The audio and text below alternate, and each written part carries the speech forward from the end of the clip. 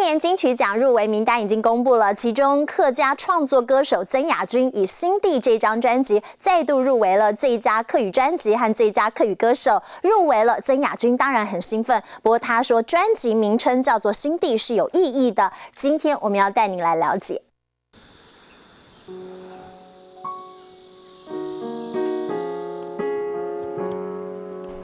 新竹北埔拥有美丽山景、浓厚客家味，金曲歌手曾雅君的创作灵感就来自这里。害羞内向的曾雅君私底下话很少，一坐在钢琴前却立刻拉开嗓子高唱，嗓音清新，具有爆发力。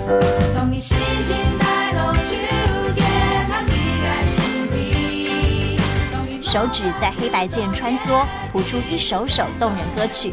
第二张专辑取名为《新地》，意思是倾听内心的声音，让他再度入围金曲奖最佳客语专辑和最佳客语歌手。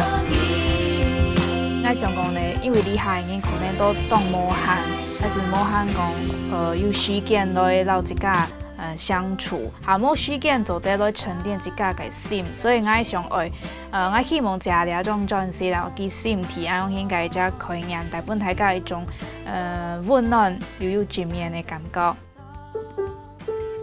28歲的青春年華，有人正在享受戀愛、逛街購物，曾雅君卻選擇窩在4坪大的工作室，創作客家歌曲。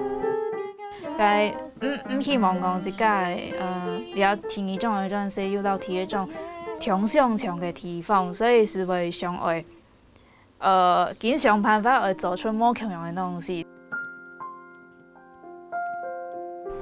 吃了不少苦頭，才換來一座座的獎盃。即便台灣唱片業不景氣，他依舊咬牙撐過。媽媽看在眼裡，好心疼。佢拄到嘛，看見面生還是啲機係點點唔講話時點，我聽到唔會問佢乜嘅啦。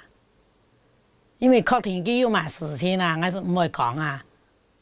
啊，等佢自家會講，佢自己講出來，安尼講嚟個啊。他的音樂夢才剛發芽，未來要站上國際舞台，傳唱客家歌曲。在北埔客莊的養分裡，豆芽菜輕巧跳躍，熟悉的聲音經過競賽淬煉，脫去稚嫩，溫暖柔和，唱出直達心地的感動時刻。